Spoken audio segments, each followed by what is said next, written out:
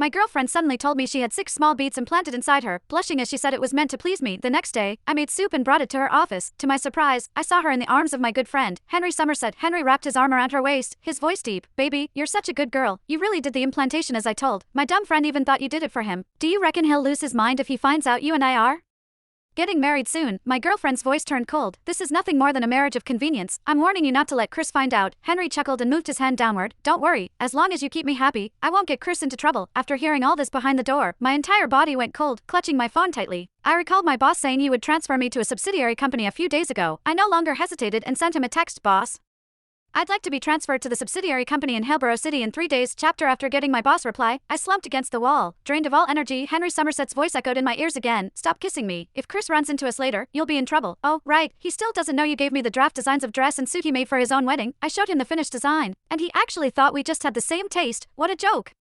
He's so naive, it's almost hilarious. My face turned pale instantly. I had been with Jenna Rogers for 6 years. Everyone in her social circle knew me. They all knew I didn't care about fame or money. My only hope was that Jenna could have a bright future. Once, she promised me she'd give me a grand wedding. I was so happy that I stayed up night after night designing our wedding outfits myself, revising them again and again until I finalized the last version. But a while back, the drafts suddenly disappeared. I tore the place apart looking for them, but I found nothing. Jenna hugged me with a guilty expression. She cried as she said, maybe I accidentally threw them out with the trash. I'm sorry, Chris. The effort from countless hours of work and sleepless nights, gone just like that. Of course, it hurt, but I still forced myself to comfort her, telling her it was okay, that I could just redo everything now. The truth hit me like a sledgehammer. My sketches hadn't ended up in the trash at all. She had handed them over as a gift to the man she was actually engaged to. I couldn't listen anymore. My steps faltered as I stumbled into the restroom. Just then, my phone buzzed. It was a message from Henry. Chris, when are you coming back? My fiancé stopped by and left. Otherwise, I really would have loved to introduce you too. I stared at my reflection. My face was pale. I splashed cold water on myself, trying to clear my head. Slowly, I walked back out. Henry was humming to himself. When he saw me, he looked me straight in the eyes with a knowing smirk. What took you so long? Did you see my fiancée? She's gorgeous, isn't she? I met his gaze, and in that instant, I understood he had done all of this on purpose. He wanted me to see everything and to crush whatever feelings I still had left. However, he seemed to forget something. Jenna and I had been publicly dating for 6 years. Even if we couldn't make it to the end, I wasn't some third wheel hiding in